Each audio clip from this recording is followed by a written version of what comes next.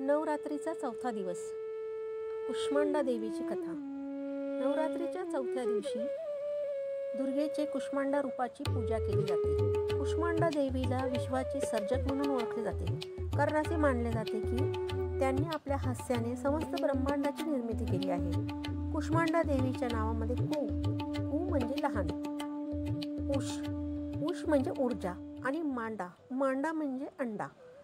याचा अर्थ असा की विश्वाच्या प्रारंभीच्या स्थितीत जेव्हा सर्वत्र अंधकार होता, तेव्हा देवी कुष्मांडाने आपल्या तेजाने आणि हास्याने सृष्टीची निर्मिती केली. देवी कुष्मांडा सिंहावर आरूढ असून त्यांना 8 हात आहेत. त्यांच्या हातात कमंडल, धनुष्यबाण, कमळ, अमृत कलश, चक्र, गदा आणि जपमाळ आहे.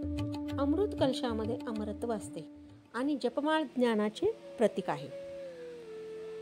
कुष्मांडा देवीची कथा अशी आहे.